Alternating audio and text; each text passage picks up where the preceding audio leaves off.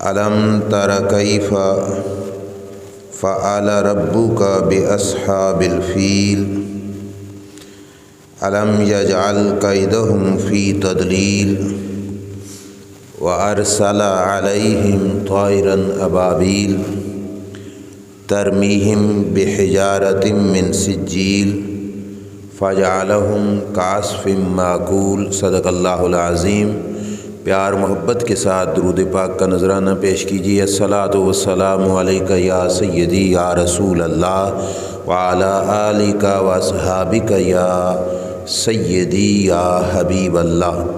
مولاي صل وسلم دائما ابدا علی حبیبک خیر الخلق کلہم منزہ عن شریک فی محاسنہ فجوہر الحسن فیہ غیر منقسم۔ یا اکرم الخلق مالی من الوذ بہ سواک عند حلول الحادث العمم ولن یذیک رسول اللہ جاہک بی اذا الکریم تجلی باسم منتقم۔ محمد تاج رسول اللہ قاطبۃ محمد صادق الاقوال والکلم۔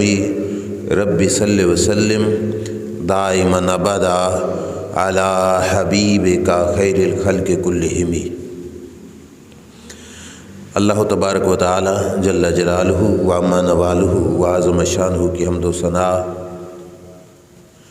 اور حضور سید المرسلین خاتم النبیین امام الانبیاء حضرت محمد مصطفیٰ احمد مجتبیٰ صلی اللہ تعالی علیہ وآلہ وبارک وسلم کے دربار گہربار میں ہدیہ درود السلام بصد ادب و احترام عرض کرنے کے بعد معزز محتشم حاضرین و سامعین السلام علیکم ورحمۃ اللہ وبرکاتہ۔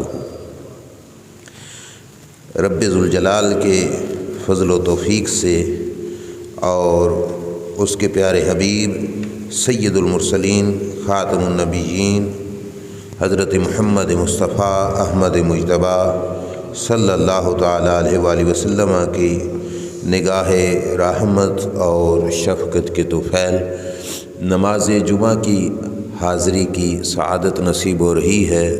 دعا ہے اللہ تعالی ہم سب کی حاضری کو اپنے دربار میں شرف قبولیت عطا فرمائے۔ خطبہ جمعہ شریف کا سیرت النبی صلی اللہ تعالی علیہ وآلہ وسلم کے حوالے سے جاری تھا۔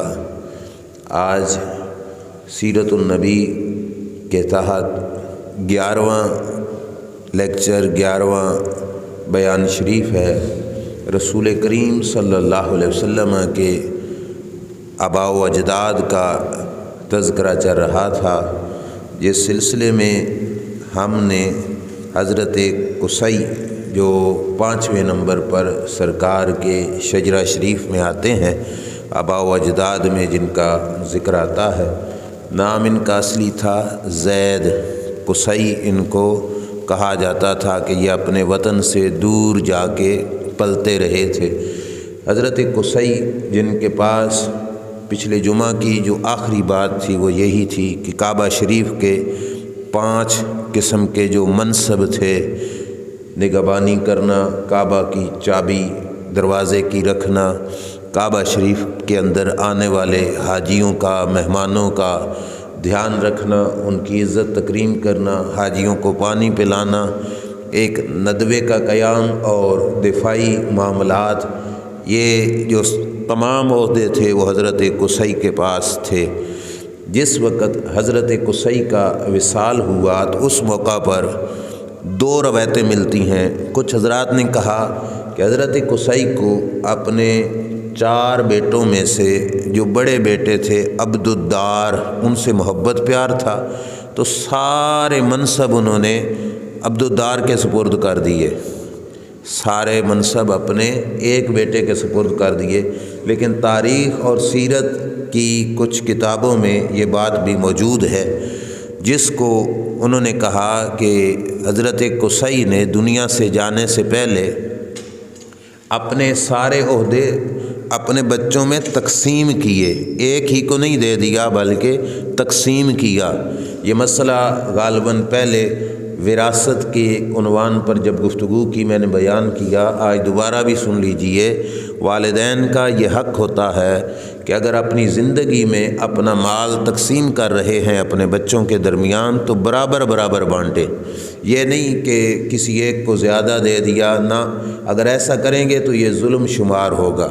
اور اگر اپنی زندگی میں نہیں بانٹا تو ان کے فوت ہونے کے بعد جو شریعت کا حکم ہے پھر اس کے مطابق بطور وراثت تقسیم کیا جائے گا، کیونکہ والدین زندگی میں دیں تو وہ ہوتا ہے گفٹ اور تحفہ دینے میں والدین کا حق ہے کہ اپنی اولاد کو برابر کا رکھیں، ان میں سے کسی کو کسی پر برتری نہ دیں، تحفہ برابر کا دینا چاہیے۔ تو بہرحال حضرت قصی کے حوالے سے جو یہ روایت ہے کہ انہوں نے سارے عہدے ایک ہی بیٹے کو دے دیے، یہ نہیں۔ دوسری روایت بھی سیرت کی کتابوں میں موجود ہے کہ انہوں نے یہ عہدے تقسیم کیے اپنے بچوں کے درمیان۔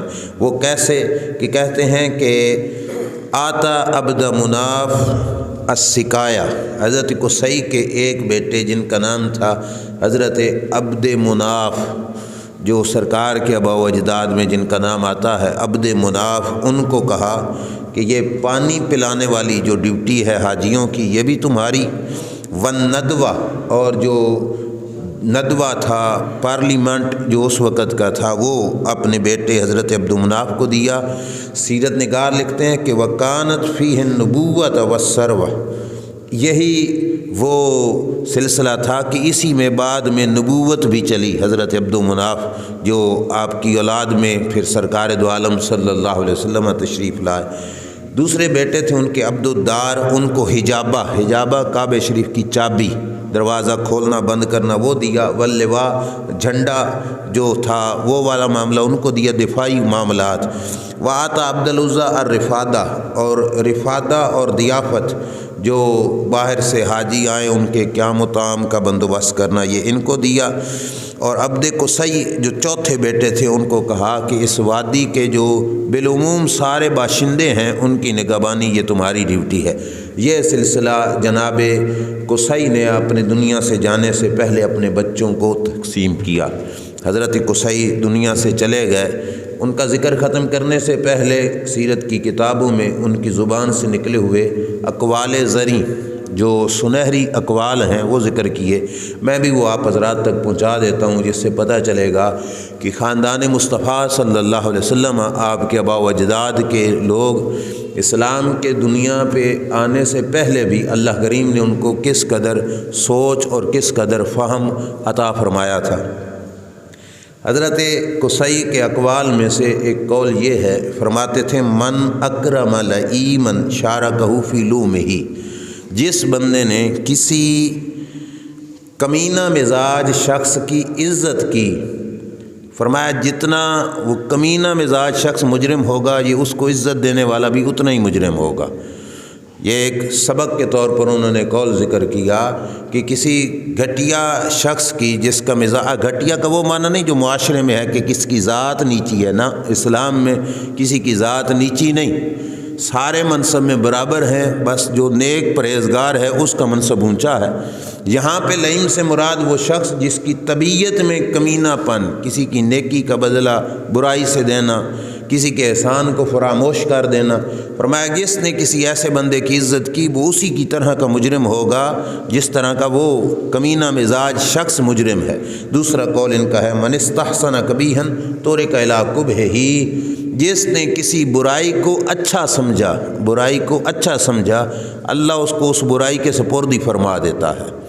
مثال کے طور پر سود ایک کبھی مال ہے، حرام مال ہے، جس نے اس کو ٹھیک سمجھنا شروع کر دیا پھر رب اس کے گھر کا سرکٹ معاملہ اسی کے سپرد کر دیتا ہے، اب اس کے بغیر وہ رہ بھی نہیں سکے گا۔ اس واسطے برائی کو اچھا سمجھنے سے پہلے کروڑ بار سوچنا چاہیے کہ میں کس طرف جا رہا ہوں۔ اگر برائی کو اچھا سمجھنا شروع کر دیا تو انسان اس برائی کے اندر گویا غرق ہو جائے گا، تباہ ہو جائے گا اس کے اندر۔ یہ ایک قول ہے حضرت قصی کا۔ تیسرے نمبر پر فرماتے تھے من لم تصلح الکرامہ اصلح الہوان، فرماتے ہیں کچھ لوگ ہوتے ہیں جو عزت سے سیدھے ہو جاتے ہیں، اصلاح ہو جاتی ہے ان کی، لیکن فرمایا جس بندے کو عزت کے ساتھ اصلاح نہ ہو، جو عزت لے کر نہ سنورے فرمایا اس کو پھر ذلیل ہونا ہی پڑتا ہے۔ جیسے لاتوں کے بھوت باتوں سے نہیں مانتے، یہ ہمارے ہاں محاورہ ہے، تو یہ قول عربی میں حضرت قصی کا تھا کہ جس بندے کو عزت راس نہ آئے اسے پھر ذلت اٹھانی ہی پڑتی ہے۔ جو عزت سے اپنی اصلاح نہ کر پائے اس شخص کو زندگی میں پھر ذلیل ہونا ہی پڑتا ہے۔ اور چوتھے نمبر پر فرمایا من طالب فوق حق ہی استحق الحرمان، جو بندہ اپنے حق سے بڑھ کر مطالبہ کرے گا فرمایا وہ شخص محروم ہو جائے گا۔ جس شخص کو جتنا منصب ہے، جتنا مقام ہے، جتنا عہدہ ہے، اس سے بڑھ کر وہ مطالبہ کرے گا کہ مجھے اس سے بڑھ کر نوازا جائے، وہ شخص محروم ہوگا۔ انسان اپنے منصب اپنے آپ کو جتنا ہے اتنا ہی سمجھے۔ ہمارے ہاں اس کی طرح کا محاورہ کہ چادر دیکھ کر پاؤں پھیلاؤ، جتنا بندے کے پاس وسعت ہے، جس قدر بندے کی حیثیت ہے اسی کے مطابق ہی رہے، جو اس سے بڑھے گا فرمایا وہ پھر محروم ہو جائے گا۔ آگے حضرت قصی کا قول ہے، فرمایا الحسود العدو الخفی، فرمایا انسان کے کچھ دشمن ظاہری ہوتے ہیں، کچھ دشمن چھپے ہوئے ہوتے ہیں، اور فرمایا حاسد، حسد کرنے والا شخص انسان کا چھپا ہوا دشمن ہے۔ بظاہر نہیں لگے گا کہ یہ تم سے دشمنی کر رہا ہے، بظاہر بڑے ہنس ہنس کے ملے گا، مسکرا کے ملے گا، جفیاں ڈالے گا، لیکن باطن میں اس کے ایک آپ کے لیے رنج ہوگا کہ تم اتنے اونچے عہدے پر کیوں ہو، تمہارا منصب کیوں اونچا ہے، تمہارے پاس عزت کیوں ہے، تمہارے پاس دولت کیوں ہے۔ فرمایا جو حاسد شخص ہے وہ انسان کا چھپا ہوا دشمن ہے۔ اور آخر پہ فرماتے تھے اجتنبوا الخمر، کہ شراب سے بچتے رہو۔ یہ ہے اللہ تعالیٰ کی خاص عطا کہ جو چیز رب کے ہاں اس وقت اللہ نے اس کی حرمت نہیں اتاری تھی، اس وقت اگرچہ شراب حرام نہیں ہوئی تھی، اسلام کے بھی ابتدائی دنوں میں شراب حرام نہیں تھی، بعد کے اندر حرمت آئی جنگ احد کے موقع پر، لیکن سرکار کے دادا جان فرما رہے ہیں کہ شراب سے بچو۔ دیکھو نا کہ اللہ نے ذہن کے اندر کس قدر طہارت اور پاکیزگی رکھی، اتنا پہلے بھی رب نے ان کے ذہن کو اس قدر سمجھنے والا بنایا کہ اس وقت بھی فرماتے تھے کہ شراب سے بچ کے رہو۔ کیوں؟ فرمایا فَإِنَّهَا تُصْلِحُ الْأَبْدَانَ وَتُفْسِدُ الْأَذْهَانَ، اس سے بدن تو ٹھیک ہوتا ہے، بدن کے اندر چستی چلاکی پیدا ہوتی ہے، لیکن فرمایا یہ انسان کی عقل کو کھا جاتی ہے، انسان بے عقل ہو جاتا ہے، بے وقوف ہو جاتا ہے۔ یہ بات آپ نے کہی۔ آگے چلیں، حضرت قصی کے دنیا سے جانے کے بعد ان کے 4 بیٹوں میں سے جو بیٹے تھے عبد مناف، اللہ کریم جل شانہ نے اس بیٹے کو سرکار کے نور کے لیے منتخب فرمایا۔ جو آدم علیہ السلام سے چل کے آ رہا تھا نا، وہ جناب عبد مناف کے پاس آیا۔ اس نور کی برکت اور اس نور کی وجہ سے حضرت عبد مناف کا لقب جو عرب شریف میں تھا، ان کو کہا جاتا تھا قمر البطحا، کہ بطحا کا چاند۔ جناب عبد مناف کو کیا کہا جاتا تھا کہ بطحا کا چاند، ان کے چہرے کے حسن و جمال کی وجہ سے۔ اور علامہ آلوسی فرماتے ہیں لحسن ہی و جمال ہی، ان کا حسن و جمال اتنا تھا کہ جس کی وجہ سے ان کو عرب شریف کا چاند کہا جاتا تھا، اتنا حسن و جمال رکھتے تھے۔ اور اس حسن و جمال کی وجہ یہ تھی کہ ان کے ماتھے میں کانا یلوح علیہ نور النبی صلی اللہ علیہ وسلم، سرکار مدینہ صلی اللہ علیہ وسلم کا نور اقدس ان کی پیشانی مبارک میں چمکتا تھا۔ اس نور کی برکت کی وجہ سے لوگوں کے اندر ان کا لقب تھا کہ یہ عرب شریف کے چاند ہیں۔ عبد مناف، شجرہ شریف جس وقت پڑھا جائے تو نام عبد مناف ہی پڑھا جاتا ہے، اصل نام ان کا تھا مغیرہ۔ یہ بھی ذہن میں رکھنا، اصل نام ان کا کیا تھا؟ مغیرہ۔ عبد مناف ان کو پکارا جاتا تھا، نام ان کا تھا مغیرہ، اور عرب شریف کا چاند یہ ان کا لقب تھا۔ اب ان کی ایک بات بھی سنیے کہ رسول کریم صلی اللہ علیہ وسلم کے صحابی حضرت زبیر رضی اللہ تعالی عنہ فرماتے ہیں کہ ہمیں کھدائی کے دوران ایک پتھر ملا۔ پرانے زمانوں میں نا یہ کاغذ نہیں ہوتے تھے، گتے وغیرہ، لوگ کچھ لکھنا ہوتا ہڈیوں پہ لکھ دیتے یا پتوں پہ لکھتے یا پتھروں پہ لکھ دیا کرتے تھے۔ تو حضرت زبیر جو صحابی رسول ہیں وہ فرماتے ہیں کھدائی کے دوران ہمیں ایک پتھر ملا، جس پتھر پر ایک تحریر تھی، لکھائی ہوئی تھی، اور وہ لکھائی کس کی تھی؟ حضور کے دادا جان جناب مغیرہ، جن کا نام مغیرہ، حضرت عبد مناف کی لکھی ہوئی تحریر تھی۔ وہ کیا تحریر تھی؟ لکھا ہوا تھا انا المغیرہ ابن قصی، میں قصی کا بیٹا مغیرہ ہوں، اور لکھا ہوا تھا اوسی قریشن بتقوی اللہ جل وعلا، فرماتے تھے کہ میں اپنے خاندان قریش کو اللہ سے ڈرنے کی وصیت کرتا ہوں۔ اب یہ بات بھی بہت بڑی ہے، سرکار نے آ کر لوگوں کو رب رب کرایا، اللہ اللہ کرایا۔ پہلے تو لوگ بت پرستی میں مبتلا تھے، لیکن خاندان مصطفیٰ کی طہارت دیکھو کتنی ہے کہ کتنا پہلے بھی سرکار کی دنیا پہ جلوہ گری سے ان کی زبان پہ اللہ اللہ اس وقت بھی تھا۔ کہتے ہیں کہ میں اپنے قریش والوں کو اللہ سے ڈرنے کی وصیت کرتا ہوں، اور میں وصلۃ الرحم، رشتہ داری جوڑنے کا حکم دیتا ہوں کہ آپس میں رشتہ داریاں توڑیں نہیں، رشتہ داریوں کو آپس میں جوڑ کے رکھیں۔ وَكَانَ يَبْغُضُ الْأَصْنَامَ، اور زمانہ جاہلیت کے اندر بھی عبد مناف، جن کا نام تھا مغیرہ، بتوں سے یہ نفرت کرتے تھے، بتوں سے نفرت کرتے تھے۔ یہ بھی بہت بڑی بات ہے ان کی شان کے حساب سے کہ اس وقت بھی، جس وقت کوئی بتانے والا بھی نہیں تھا بتوں کے بارے میں، اس وقت بھی ان کے دل مبارک کے اندر بتوں کی نفرت اور بتوں کی دشمنی ان کے دل کے اندر موجود تھی۔ جو رب کے شریک تھے ان کے ساتھ یہ نفرت اور عداوت رکھا کرتے تھے۔ بہرحال ان کے بارے میں عرب شریف کے ایک شاعر نے بڑی پیاری بات کہی، انہوں نے کہا اگر خاندان قریش کو انڈا سمجھو نا تو جناب عبد مناف کو اس انڈے کے اندر والا مغز سمجھنا پڑے گا، کہ یہ خاندان قریش کی اس قدر عظیم شخصیت تھے کہ قریش کے خاندان کو انڈا سمجھا جائے تو ان کو اس خاندان کا اصل اور مغز سمجھا جائے گا، اس قدر عظیم شخصیت تھے۔ اور عرب شریف کے اندر ان کا بہت بڑا نام تھا، رئیس بھی تھے اور سردار بھی تھے مکہ شریف کے۔ اللہ کریم نے ان کو 4 بیٹوں سے نوازا تھا۔ عبد مناف کے کتنے بیٹے تھے؟ 4۔ اب یہاں سے حضور کا شجرہ شریف بالکل قریب ہوتا جا رہا ہے، آپ توجہ کے ساتھ اور پوری غور کے ساتھ سننا۔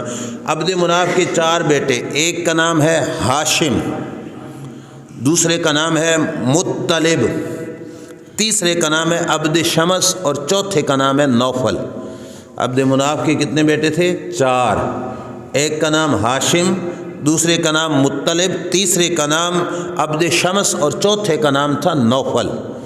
جو عبد مناف کے 4 بیٹوں میں سے ہر بیٹا وہ بھی ٹھیک ہی تھا، لیکن عبد مناف کی جو اصل خصلتیں تھیں ان کا عظیم کردار تھا، ان کے عظیم حسن کردار کی وجہ سے ان کو رئیس مکہ کہا جاتا تھا کہ مکہ شریف کے سردار ہیں، چودھری ہیں مکہ شریف کے۔ ان کے بعد ان کے بیٹے 4 جو تھے، انہوں نے ان کے بعد ان کی وراثت میں جو حصہ آیا تھا وہ پیچھے پہلے بتایا تھا، عرب شریف کی چابی برداری، عرب شریف کے مکہ شریف میں آنے والے مہمانوں کی دیکھ بھال، حاجیوں کو پانی پلانا، یہ سارے جو عہدے بچوں میں تقسیم ہوئے تھے۔ جناب عبد مناف کے جس وقت وصال ہوا اور ان کے جو 4 بیٹے تھے، انہوں نے اس تقسیم پر اعتراض کر کے دوبارہ سے جو ہے اس بات کا عہد کیا کہ ہم یہ سلسلہ سارے کا سارا اپنے پاس لانے کی کوشش کرتے ہیں۔ چونکہ انہوں نے پھر اپنے جو چچا زاد بھائی تھے جن کو باقی عہدے سونپے گئے تھے ان کے ساتھ بات چیت کی۔ بات چیت کے اندر معاملہ یہ طے پایا کہ وہ بھی نہ مانے کہ ہم اپنا یہ منصب ان کو دے دیں، یہ بھی نہ مانے کہ ہم ویسے ہی چھوڑ دیں۔ نوبت لڑائی تک آئی۔ بہرحال لڑائی کے اندر کسی نے ان کے درمیان صلح کرائی، اور صلح کے دوران جو عہدے دوسرے بھائیوں کے پاس، ان کے چچا کے بیٹوں کے پاس جا چکے تھے، وہ بھی جناب عبد مناف کے بیٹوں کو دے دیے گئے، یعنی جھنڈا اٹھانے والا عہدہ بھی، حجابہ چابی والا عہدہ بھی، اور جو کعبہ شریف کی نگہبانی، یہ سارا عہدہ جناب عبد مناف کے بیٹوں کے سپرد کیا گیا۔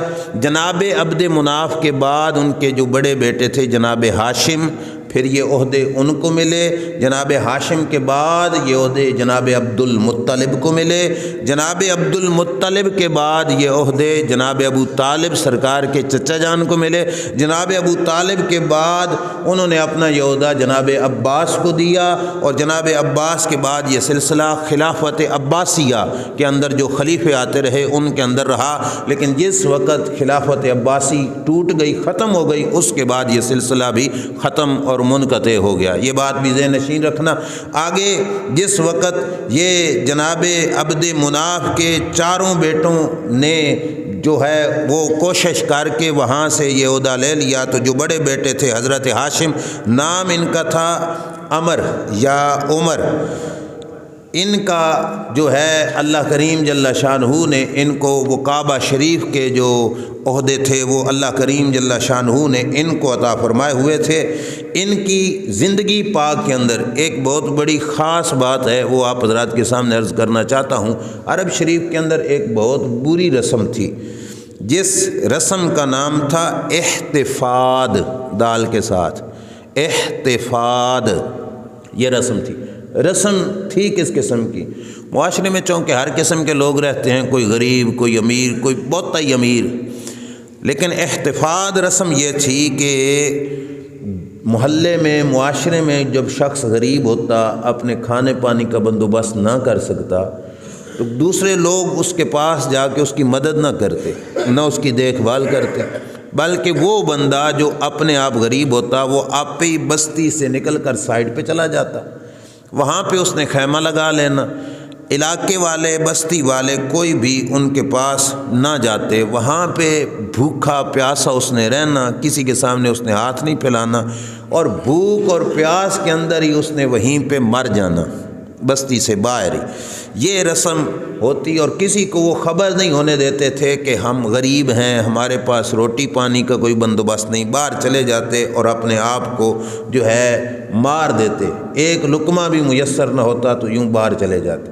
جس وقت جناب ہاشم کا زمانہ آیا تو اس وقت انہوں نے لوگوں کو مخاطب کرتے ہوئے کہا تھا، یا معاشر قریش ان العزت ما کثرت العدد وقد اصبحتم اکثر العرب اموالا واعزهم نفرا۔ انہوں نے کہا، لوگو تمہارے اندر جن کی تعداد زیادہ ہوتی ہے وہ عزت پاتے ہیں، آج قریش کی تعداد بے شک زیادہ ہے، مال بھی تمہارے پاس زیادہ ہے، عزت بھی تمہارے پاس موجود ہے، لیکن کہا تمہارے اندر پائی جانے والی یہ جو رسم ہے احتفاد والی، کہ غریب کو کوئی پوچھتا نہیں اور وہ آپ پہ ہی محلہ چھوڑ کے باہر چلا جاتا ہے، بے یار و مددگار ہو کے مر جاتا ہے، کوئی اس کا پرسان حال نہیں ہوتا۔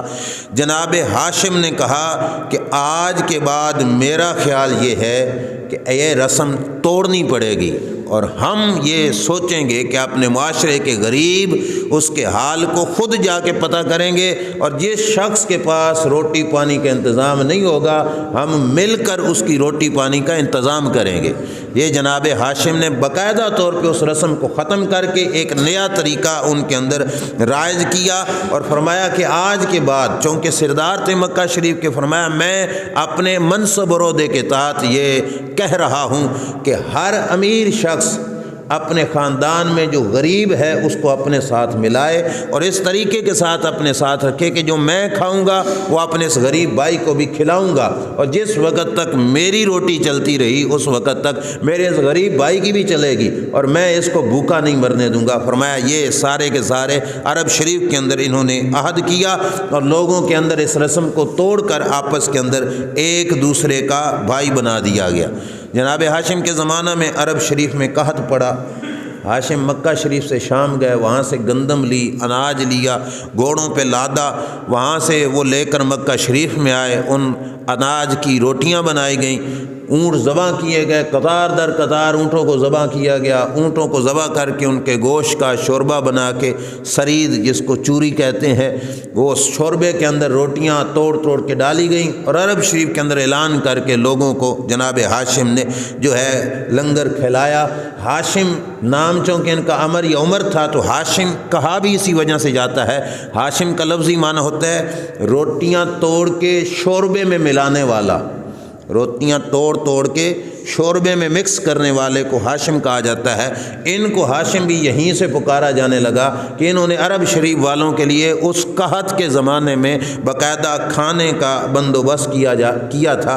ان کو سید البطحاء کہا جاتا تھا کہ بطحاء کے علاقے کے یہ سردار ہیں، اور ان کے گھرانے کے بارے میں پورے علاقے میں مشہور تھا کہ کسی وقت بھی کوئی ان کے دروازے پہ چلا جائے تو ان کا دسترخوان سمیٹا ہوا نہیں ملے گا، جس وقت بھی جائے گا ان کا دسترخوان کھلا ہوا بچھا ہوا پائے گا اور اسے وہاں سے لنگر شریف مل جائے گا۔ یہ سرکار کے خاندان پاک کے اندر سلسلہ تھا، غریبوں کا مسافروں کا دھیان رکھنا، ان کے حقوق کو پورا کرنا، اور ان کے بارے میں بھی ہے کہ ان کے چہرے کے اندر نور مصطفیٰ چمکتا تھا، اور جو ان کے دروازے پہ مہمان بن کے آتا، یہ روایت کے لفظ ہیں جو علامہ آلوسی رحمۃ اللہ علیہ نے لکھے کہ لا یراہ احد الا قبل یدہ، جو بھی ان کے دروازے پہ آتا وہ جناب ہاشم کے ہاتھوں کو بوسہ دیتا۔ سرکار کے اس نور مبارک کی برکت سے جو ان کے گھر میں آتا وہ حضرت ہاشم کے ہاتھوں کو بوسہ دیتا، اور پھر کیا کرتے، فرماتے ہیں ولا یمر بشیء الا سجد لہ، باہر چلتے درخت کے پاس سے، پانی کے پاس سے، پتھر کے پاس سے، جس چیز کے پاس سے گزرتے سرکار کے نور کی برکت سے وہ چیز جھک کر ان کو سلام بھی کرتی اور حضور کے نور کو سجدہ بھی کرتی۔ یعنی اس قدر سرکار دو عالم صلی اللہ علیہ وسلم کی آمد سے پہلے بھی ان کا یہ سلسلہ عرب شریف کے اندر مشہور تھا۔ عبد مناف کے جو بیٹے تھے ہاشم اور باقی تینوں بیٹے، انہوں نے مل کر بیرون ممالک کے بادشاہوں کو خطوط لکھ کر ان سے اجازت نامے طلب کیے کہ عرب کے لوگ تمہارے علاقے میں تجارت کے واسطے آیا کریں گے۔ اجازت نامے حاصل کی اور تجارت کا سلسلہ بھی یہاں سے شروع ہوا۔ جناب ہاشم ذی الحج شریف کا چاند نظر آتا تو کعبہ شریف کے پاس آ جاتے، بیت اللہ شریف کی دیواروں کے ساتھ ٹیک لگا کے عرب والوں کو دعوت دے کے بلاتے اور فرماتے لوگو تم خوش قسمت ہو، اللہ نے تمہیں اپنے گھر کا پڑوسی بنایا ہے۔ دیکھو نا، صرف ان باتوں کو صرف واقعہ ہی نہ سمجھنا، ہمارے لیے ڈھیر سارے سبق ہیں۔ وہ شخص خوش قسمت ہیں جن کو اللہ نے اپنے گھر کا پڑوسی بنایا ہے، اور یہ اسی گھر کے جو ہے شاخیں ہیں، جو مسجدیں ہیں کہ ان کا رخ بھی بیت اللہ شریف کی طرف ہے۔ وہ اپنے علاقے والوں کو کہتے تم خوش قسمت ہو کہ اللہ نے تمہیں بیت اللہ شریف کا پڑوسی بنایا ہے، لیکن ساتھ کیا کہتے، فرمایا اس کا تم پر حق بھی ہے کہ لوگ گھر بار چھوڑ کر جس وقت حج کے لیے، عمرہ کے لیے بیت اللہ شریف کے پاس آئیں تو وہ کہتے تھے کسی کو یہاں پر آ کر مشقت نہ ہو، تکلیف نہ ہو، پریشانی نہ ہو، ان کو روٹی، ان کے پانی کا، ان کے رہائش کا، ان کے بستر کا، ان کے تمام قسم کے جو معاملات ہیں ان کو سنبھالنا، اے کعبۃ اللہ کے پڑوسی ہو، یہ تمہاری ڈیوٹی ہے، تمہاری ذمہ داری ہے۔ لوگوں کو یہ تلقین کرتے اور لوگ جناب ہاشم کی اس دعوت پر لبیک کہتے اور کہتے کہ بالکل ہم اس کام کے لیے حاضر ہیں۔ جناب ہاشم تجارت کی غرض سے مکہ شریف سے شام کی طرف جا رہے تھے، راستے میں ایک شخص ہے عمر بن لبید، ان سے ملاقات ہوئی، ان سے رشتہ طلب کیا، انہوں نے اپنی بچی کا رشتہ حضرت ہاشم کو دیا ایک شرط پر۔ انہوں نے کہا جب ہماری بچی کے ہاں بیٹا پیدا ہونے لگے گا تو یہ اپنے میکے گھر آ کے، یعنی اپنے والدین کے گھر آ جائے گی، بچے کی پیدائش ہماری بچی کی ہمارے ہاں ہی ہوگی۔ جناب ہاشم نے رشتہ قبول کیا، رشتے کے بعد مکہ شریف میں آئے، مکہ شریف میں کچھ عرصہ رہے، ان کی زوجہ محترمہ امید سی ہوئیں، جس وقت بچہ پیدا ہونے کا وقت آیا تو جناب ہاشم اپنی بیوی کو لے کر ان کے میکے گھر، ان کے آبا کے پاس، والدین کے پاس لے کے گئے، ان کو وہاں پہ چھوڑا اور آپ آگے شام تجارت کی غرض سے چلے گئے۔ رب کا کرنا یہ ہوا کہ جناب ہاشم کی عمر مبارک ابھی تھی 25 سال، تجارت کے لیے وہاں پہ گئے اور ان کا وہیں پہ ہو گیا وصال، فوت ہو گئے۔ پیچھے ان کے جو بیوی تھی ان کے ہاں بچہ پیدا ہوا، جس بچے نے جس وقت دنیا پہ آیا تو اس کے سر پہ جو بال تھے نا وہ سفید تھے، سفید بال تھے، پیدا ہوتے ہی بال ان کے سفید تھے، اور سفید بالوں کو عربی زبان میں بڑھاپے کو شیبہ کہا جاتا ہے، شیبہ بڑھاپا، اس کو شیبہ کہا جاتا ہے۔ وہ سفید بال اس پیدا ہونے والے بچے کے جو ہے سر پر جس وقت دیکھے گئے تو ان کو اسی نام سے ہی پکارا جانے لگا، شیبہ، شیبہ ہی کہا جانے لگ گیا۔ جناب ہاشم کا ادھر وصال ہو گیا، ہاشم کے باقی بھائی مکہ شریف میں تھے اور بیوی جو تھی وہ اپنے ماں باپ کے پاس تھی، اور وہاں پہ جناب ہاشم کا بیٹا شیبہ پیدا ہو گیا۔ شیبہ اپنی ماں کے ساتھ وہیں پہ رہا۔ یہ شام اور مکہ کے درمیان میں جگہ تھی جہاں پہ حضرت ہاشم کے جو سسرال تھے نا وہ تھے، اور بیوی جو ان کی تھی وہ وہاں پہ رہ رہی تھی۔ یہ شام اور مکہ کے درمیان، سیرت والوں نے اس جگہ کا نام یثرب لکھا۔ اگر یثرب ہی جگہ تھی تو پھر یوں کہہ لو کہ وہ جگہ تھی جہاں پہ آج مدینہ شریف ہے۔ تو اس مقام پر جناب ہاشم کے بیٹے شیبہ نے پرورش پائی۔ آپ تو ادھر شام میں وصال فرما گئے، باقی 3 بھائی ان کے جو تھے وہ مکہ شریف میں تھے، شیبہ وہاں پر تھے۔ شیبہ تیر اندازی کا فن بچپن سے انہوں نے سیکھ لیا۔ تیر مارا، تیر نشانے پر جا کے لگا، بڑی خوشی کے انداز میں، اور یثرب کے علاقے میں گھومتے ہوئے، جس کو مدینہ شریف بولا جاتا ہے، یہ صرف پہچان کی خاطر بول رہا ہوں، جب سے مدینہ نام پڑا پھر تو اس کو یثرب کہنا ہی جائز نہیں ہے، یہ صرف پہچان کی خاطر بول رہا ہوں۔ انہوں نے تیر مارا، تیر نشانے پہ لگا تو بچے تھے تو کہنے لگے انا ابن ہاشم وانا ابن سید البطحاء، اور لوگوں میں ہاشم کا بیٹا ہوں۔ بڈیرے تھے نا حضرت ہاشم، تو کہنے میں بطحاء کے سردار کا چودھری کا بیٹا ہوں، بطور فخر یہ اپنا نام لیا۔ تو ایک شخص سن رہا تھا، اس نے وہاں سے سن کر مکہ والوں کو بتایا کہ تمہارے سردار کا بیٹا تو وہاں پہ پل رہا ہے۔ تو جس وقت یہ بات سنی تو جناب ہاشم کے جو باقی بھائی تھے، جو اس بچے کے چاچے جا کے لگتے ہیں، انہوں نے سوچا کہ ہمارا بھتیجا ہو اور اپنے وطن سے دور رہ رہا ہو، کیوں نہ ہم اس بھتیجے کو اپنے ساتھ پاس لے کے آئیں۔ جناب ہاشم کے جو باقی 3 بھائی تھے ان میں سے جناب مطلب وہ مکہ شریف سے گئے، انہوں نے جا کے ان کی امی سے کہا کہ تم بھی وہاں پہ آ جاؤ، تو انہوں نے اپنا ماں باپ کا گھر چھوڑنا پسند نہ کیا، لیکن انہوں نے کہا بیٹا میرا شہر سے دور رہے تو اس کی تعلیم تربیت پہ اثر پڑے گا، لہٰذا بیٹے کو تم مکے میں لے جاؤ، میں نہیں آ سکتی۔ تو شیبہ، اور جن کے بال سفید تھے، شیبہ کو جناب مطلب نے، جو ان کے چاچے تھے، انہوں نے گھوڑے پہ بٹھایا اور بٹھا کر مکہ شریف میں لے کے آئے۔ راستے میں جو کوئی پوچھتا یہ کون ہے تو جناب مطلب کہتے کہ یہ میرا غلام ہے۔ غلام کو عربی میں عبد کہا جاتا ہے، تو ان کا نام کیا پڑ گیا؟ عبد المطلب۔ لے کے آنے والے جو مطلب ان کے چاچا تھے نا، ان کا نام کیا تھا؟ مطلب۔ ان کا نام کیا تھا؟ شیبہ۔ راستے میں کوئی پوچھتا تو وہ کہتے یہ میرا غلام ہے، تو غلام کو عربی میں عبد کہا جاتا ہے، تو ان کا نام کیا پڑ گیا؟ عبد المطلب۔ اب ان کا شیبہ نام کوئی نہیں جاتا، جناب رسول کریم صلی اللہ علیہ وسلم کے دادا جان کا نام کیا لیا جاتا ہے؟ عبد المطلب۔ آپ کے والد گرامی جناب عبداللہ، اور عبداللہ کے والد گرامی جناب عبد المطلب، حالانکہ اصل نام ان کا کیا تھا؟ شیبہ۔ عبد المطلب صرف اس وجہ سے پکارا جانے لگا کہ ان کے چاچے کا نام تھا مطلب، وہ لے کے آئے اور انہوں نے لوگوں کو کہا یہ میرا غلام ہے، تو لوگ ان کو عبد المطلب کہنے لگ گئے۔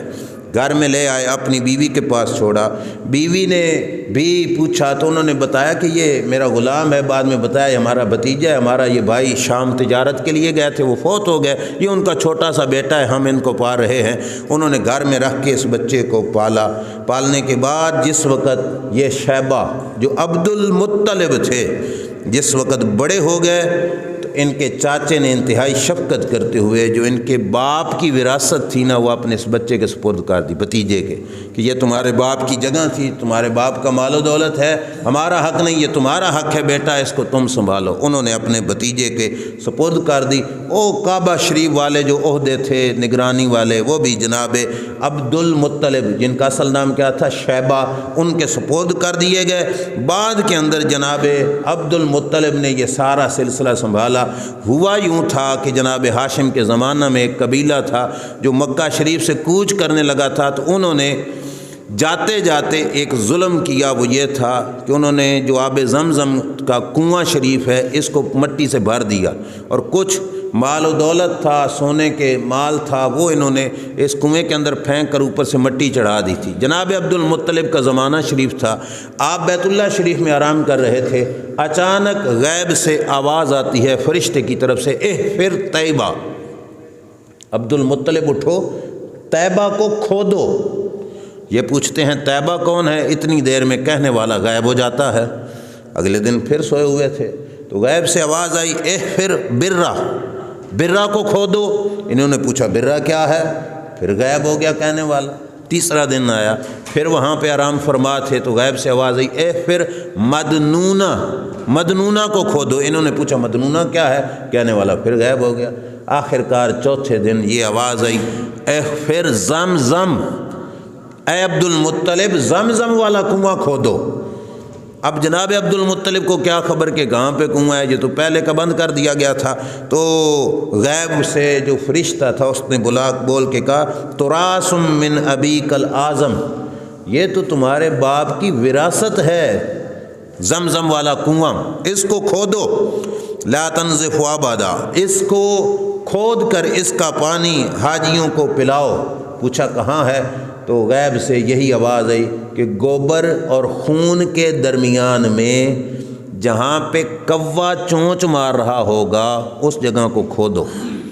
اگلا دن آیا، بیت اللہ شریف میں بت تھے، مکے کے کافر بتوں کے نام پہ چڑھاوے چڑھاتے، جانور ذبح کر کے ان کی اوجریاں سائڈ پہ پھینک دیتے، اوجریوں میں سے گوبر نکلتا، ذبح کا جو خون ہوتا وہ پڑا ہوتا۔ تو جناب عبد المطلب اگلے دن بیٹھے تھے تو ایک طرف گوبر پڑا ہے، ایک طرف خون پڑا ہے، درمیان میں کوا بیٹھ کے نا چونچے مار رہا ہے۔ تو وہ ان کو بات یاد آ گئی کہ وہ کہا گیا تھا گوبر اور خون کے درمیان جہاں پہ کوا چونچ مار رہا ہوگا وہاں پہ انہوں نے وہ کنواں کھودنا شروع کر دیا۔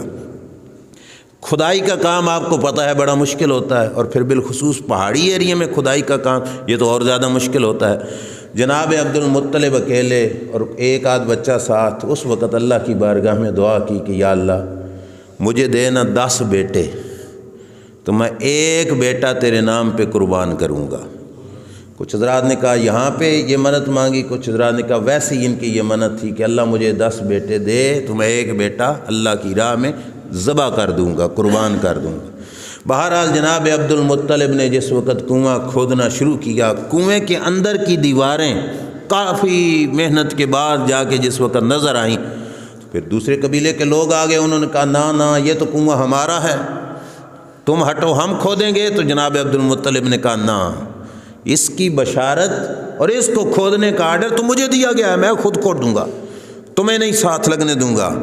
یہاں پہ بھی سبق ہے، اس کو بھی صرف واقعہ نہ سمجھنا کہ نیکی کے کام میں وہ لوگ ایک دوسرے سے بڑھ کر آگے نکلنے کی کوشش کرتے تھے۔ اب اور آئے بھی صحیح تو آپ نے کیا فرمایا؟ فرمایا نہیں یہ میری ڈیوٹی ہے، میری ذمہ داری ہے، میں ہی یہ کام کروں گا۔ انہوں نے کہا نہیں ہم تمہارے ساتھ لڑیں گے، لیکن آپ نے فرمایا نہیں۔ کنواں کھودا گیا، کھودنے کے دوران وہ جو جاتے ہوئے وہ مال پھینک کے گیا تھا نا قبیلہ، اوپر پٹی ڈال کے وہ مال بھی نکلا سونے کا، پھر لڑائی شروع ہو گئی، وہ کہتے ہم نے لینا ہے، یہ فرماتے نہیں ہمارا ہے۔ آخر کار کہا گیا کہ کسی قبیلہ کے جو وڈیرا ہے چودھری، اس کے پاس جا کے فیصلہ کراتے ہیں کہ یہ کنواں کس نے کھودنا ہے اور کس کا حق ہے۔ یہ بات پوری توجہ سے سننا۔ چل پڑے دونوں فریق پنچایت لے کر ایک شخص کے پاس کہ جو فیصلہ کرے کہ آب زمزم کس کا ہے۔ ایک طرف کون ہے؟ جناب عبد المطلب جو سرکار کے دادا جان، شیبہ جن کا نام تھا، اور دوسری طرف دوسرے قبیلے والے جو کہتے تھے نہیں آب زمزم میں ہمیں بھی شریک کرو، ہم بھی کھودنے میں، اور یہ کنواں ہمارا ہے۔ یہ دونوں فریق چل پڑے، فیصلہ یہ کرانا تھا کہ آب زمزم بنتا کس کا ہے۔ چل پڑے مکہ شریف سے۔ رب کا کرنا یہ ہوا کہ جس قافلے میں جناب عبد المطلب تھے ان کے پاس تھے چند ایک بندے، اور وہ دوسرے ٹھیک ٹھاک قبیلہ لے کے جا رہے تھے۔ یہ چند ایک بندے جس وقت چلے تو راستے میں ان کے پاس پانی ختم ہو گیا، پینے کا پانی جو تھا ختم ہو گیا۔ نوبت یہاں تک آ گئی کہ پیاس کی شدت سے جناب عبد المطلب کے قافلے والے بڑے پریشان ہوئے۔ سفر اکٹھا ہو رہا تھا تو انہوں نے کہا چلو دوسرے لوگوں سے کہتے ہیں یار پانی ہمیں بھی دے دو، ان کے پاس پانی ہے جو صحیح۔ تو جناب عبدالمطلب نے کہا ٹھیک ہے ان سے مانگو۔ ساتھیوں نے جا کے ان سے پانی مانگا تو انہوں نے کہا نہیں بھائی ہم تمہیں پانی نہیں دیں گے، پانی دینے سے انہوں نے انکار کر دیا۔ جناب عبدالمطلب اور ان کے قافلے والوں نے کہا بھائی پیاس کی شدت اتنی ہے کہ اب اگلا مرحلہ ہمارا موت کا ہے، تو فیصلہ یہ ہوا کہ ایسا کرو کہ ہر بندہ اپنے اپنا گڑھا کھودے قبر کی شکل کا، اس میں لیٹ جائے، جو مر گیا جو زندہ ہوئے وہ اس پہ مٹی ڈال دیں گے، اخیر پہ جو مرے گا ایک بندہ چلو بغیر گڑھے کے رہ بھی گیا تو خیر ہے، یہ نہ ہو کہ سارے ویرانے میں مریں اور ہماری لاشوں کو پرندے نوچتے رہیں، اپنے ایسے کا گڑھا یعنی قبر کھود کے خود ہی اس میں لیٹ جاؤ کیونکہ اگلا مرحلہ مرنے کا ہے۔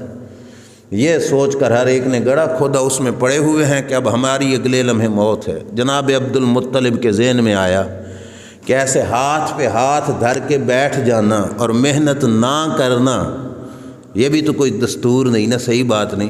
جب تک سانس ہے ہاتھ پاؤں مارتے ہیں اللہ ہمیں پانی عطا فرمائے گا۔ یہ سوچ کر آپ نے اپنے ساتھیوں کو کہا یار یہ تو ہاتھ پہ ہاتھ دھر کے بیٹھ جانا یہ تو کمزور لوگوں کا کام ہوتا ہے، اٹھو کوشش کرتے ہیں جب تک جسم میں جان ہے اللہ کرے گا ہمیں پانی مل جائے گا۔ یہ سوچ کر جناب عبدالمطلب اور آپ کے ساتھی اٹھے۔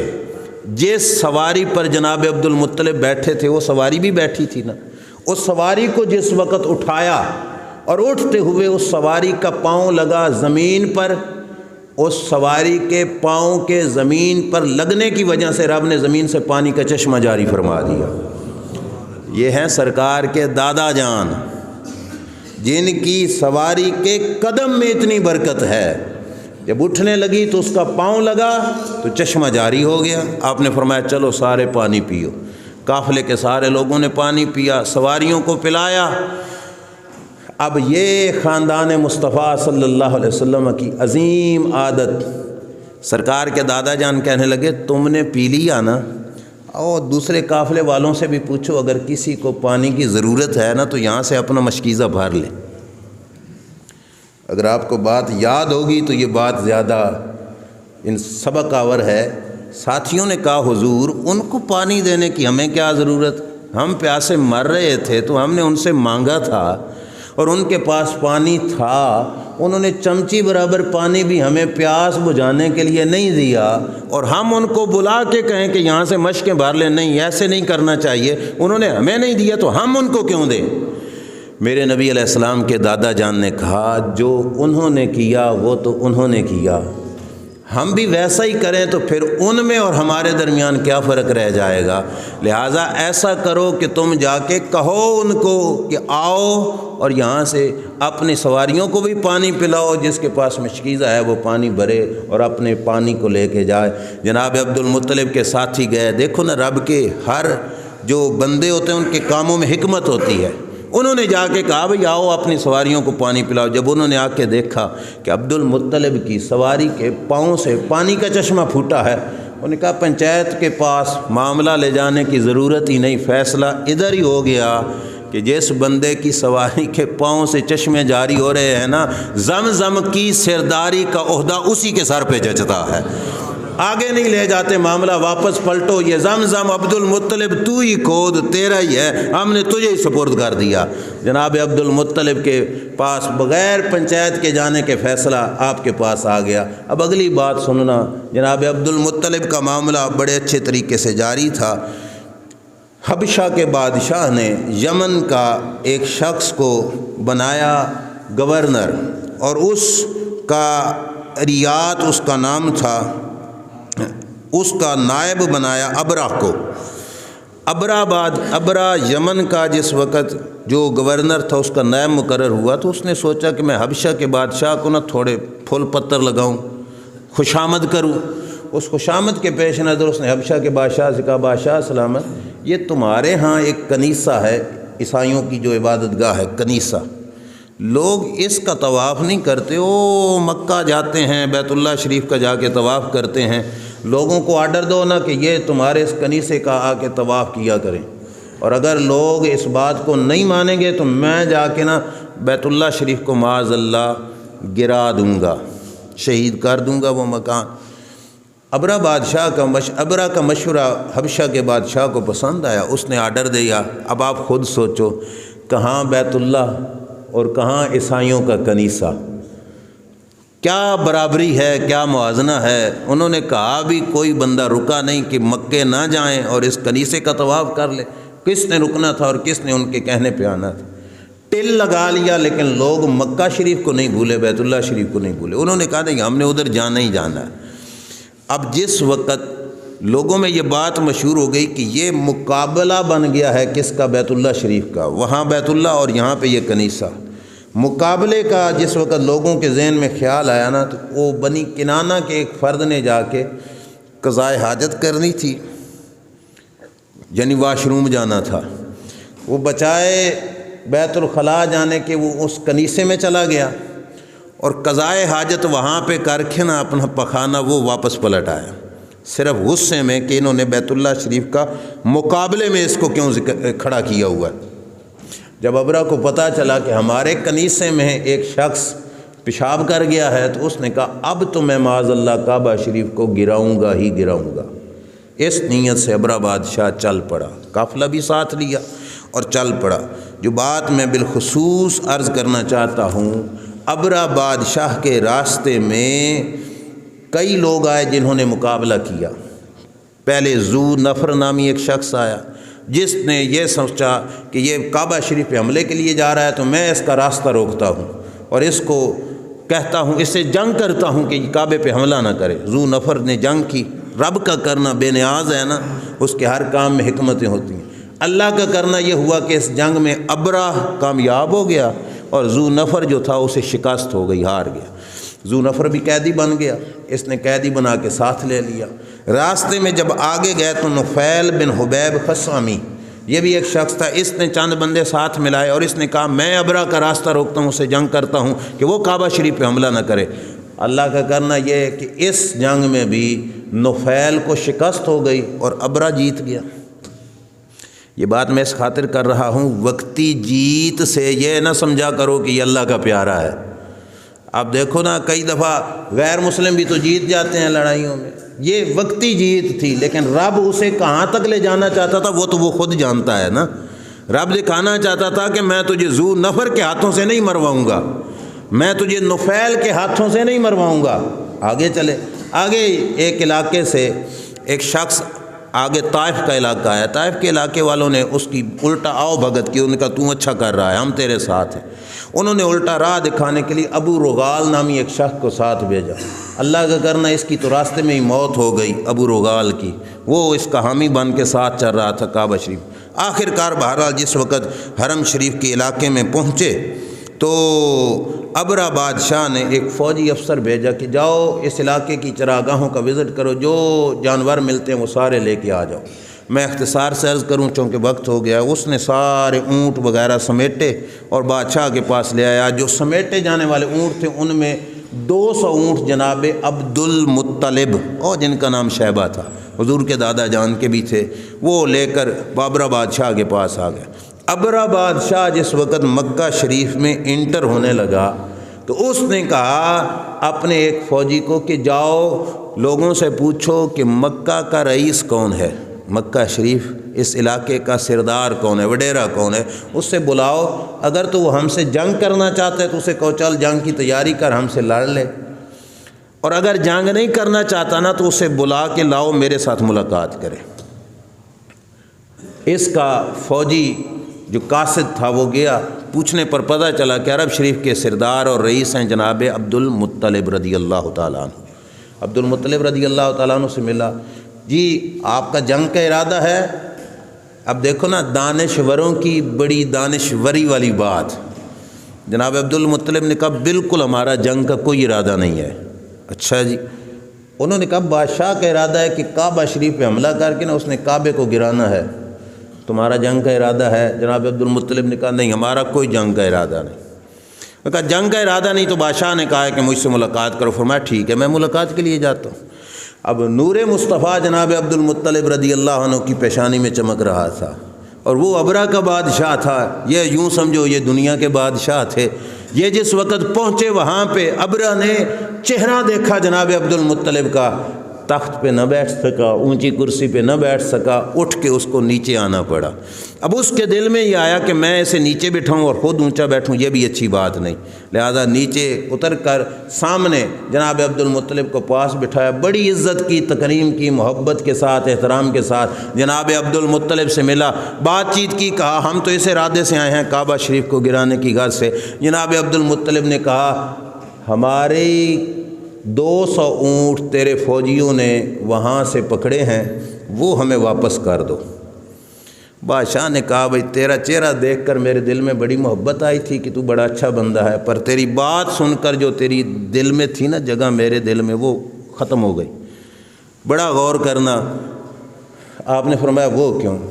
کہا میں نے سنا ہے کہ لوگ تو اس گھر کا بڑا احترام کرتے ہیں، بڑی عزت کرتے ہیں، بڑے احترام کی نگاہ سے دیکھتے ہیں، تجھے بیت اللہ کی نہیں اور تجھے اپنے 200 اونٹوں کی پڑی ہوئی ہے، تو اونٹوں کا کہتا ہے، یہ نہیں کہتا کہ بیت اللہ پہ حملہ نہ کر۔ کمال جواب دیا جناب عبد المطلب رضی اللہ تعالیٰ عنہ نے۔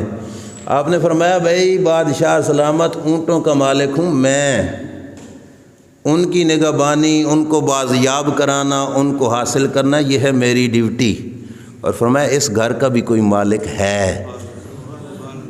فرمایا اونٹوں کا میں مالک ہوں نا، اس گھر کا بھی کوئی مالک اور متولی ہے۔ بادشاہ نے کہا کیا مطلب؟ فرمایا تو منہ کر کے تو دیکھ، تیرا بوتھا نہ توڑے تو پھر مجھے کہنا، جا تو صحیح نا، میرے اونٹ مجھے دو، مجھے اس گھر کی نہیں فکر، یہ ہے رب کا گھر، رب جانے یا تو جانے، مجھے اس کی نہیں، میرے اونٹ مجھے دو۔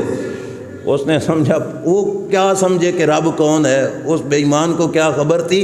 جناب عبد المطلب نے اونٹ لیے، اپنے قبیلے والوں کو دیے، جا کے کہا لوگوں مکہ شریف والوں، مکہ شریف کے وادی سے نکل کے پہاڑوں پہ چڑھ جاؤ، یہ نہ ہو کہ بادشاہ تمہیں نقصان پہنچائے، بادشاہ آیا ہے کعبے پہ حملہ کرنے کے لیے، اس کی جگہ خالی کر دو۔ لوگ نکل کر پہاڑیوں پہ چڑھ گئے۔ جناب عبد المطلب جس وقت جانے لگے، کعبہ شریف کی کنڈی کو یوں پکڑ کے اللہ کی بارگاہ میں عرض کیا مولا گھر ہے تیرا اور ہم ہیں اس کے رکھوالے، ہماری طاقت سے بات بن گئی ہے اوپر، مولا ہم تو جا رہے ہیں سائیڈ پر، اب تو جان اور یہ جانے، اور ساتھ کا مولا کانڈ نہ لگن دے میں، یہ عرضی کی، چلے گئے۔ جس وقت کعبہ شریف کی طرف بڑھنے لگا، او جنگی قیدیوں میں سے جو نفیل تھا نا بادشاہ ابرہ کے ساتھ، وہ جس نے پہلے حملہ کیا تھا قیدی میں، اس نے بادشاہ کی ہاتھی کے کان میں جا کے بولا، اس نے کہا او ہاتھی دھیان سے، اللہ کے گھر کی طرف حملے کے لیے جا رہا ہے، دھیان کرنا، ہاتھی کہیں مارا نہ جانا۔ بادشاہ کے ہاتھی کا نام تھا محمود، وہ بیٹھا تھا، بادشاہ نے چڑھ کے کہا نا آگے چل، ہاتھی نے ہلنا بھی گوارا نہ کیا، کعبے کی طرف دوڑانا چاہا، اس نے ہلنا بھی گوارا نہیں کیا۔ ایس روایتوں میں موجود ہے لوہے کی سلاخوں سے ہاتھی کے سر پہ پیٹا گیا، ہاتھی نہ ہلا، کنڈے والی جو نیزے ہوتے ہیں وہ ہاتھی کے نیچے سے پیٹ میں مارے گئے، ہاتھی لہو لہان ہو گیا، مگر ہاتھی نے ہلنا گوارا نہیں کیا۔ بادشاہ نے ہاتھی کا منہ طائف کی طرف پھیرا تو ہاتھی اٹھ کے چلنا شروع کر دیتا ہے، یمن کی طرف پھیرا تو اٹھ کے چلنا شروع کر دیتا ہے، دوسری طرف پھیرا تو پھر بھی ہاتھی چلتا ہے، لیکن جب کعبے کی طرف کرتا ہے تو کب ہاتھی پھر بیٹھ جاتا ہے۔ بادشاہ بدبخت کو سمجھ یہاں پہ بھی نہ لگی۔ جناب عبد المطلب اور مکہ والے دیکھ رہے تھے، سمندر کی ایریے سے چند پرندوں کا غول اٹھا جن کو ابابیل کہا جاتا ہے، جن کی کنکریاں 2 ان کے پنجوں میں تھیں اور ایک کنکری ان کے چونچ میں تھی، وہ اڑے، اور کنکری کا سائز تھا چھولے کے دانے، چنے کے دانے جتنا، اور وہ اڑ کر آئے۔ عرب والے جناب عبد المطلب سمیت دیکھ رہے تھے کہ ان پرندوں نے آ کے ان پہ کنکریاں پھینکیں، جس شخص کے سر پہ لگتی، سر کی چوٹی سے وہ کنکری داخل ہوتی اور پورے بدن کو چیر کر نکل جاتی، ہاتھی پہ گرتی تو ہاتھی کو بھی چیر کے نکل جاتی۔ تباہ و برباد ہو گیا وہ لشکر جو کعبہ شریف پہ حملے کے لیے آیا تھا۔ ابرہ بادشاہ نے دیکھا تو بھاگنے لگا کہ میں اپنی جان بچا کے بھاگوں۔ کتابوں میں موجود ہے کہ اس نے اپنی جان بچا کے بھاگنے کی کوشش کی، رب نے اس کے جسم کو یوں گلایا کہ چلتے ہوئے اس کے بدن سے بوٹیاں گر رہی تھیں گل گل کر، چلتے وقت بدن سے گوشت کی بوٹیاں گل گل کے نیچے گر رہی تھیں۔ آخر کار وہ بھاگتا بھاگتا آگے گیا، جسم بدبودار ہو گیا اور بدبودار ہو کر جو ہے وہ دور جا کے مر گیا۔ اللہ کریم جل شانہ نے دکھایا کہ میرے گھر پر جو حملہ آور ہوتا ہے پھر میں اس کی ذات کو نہیں دیکھتا، میں اپنی شان کو دیکھا کرتا ہوں۔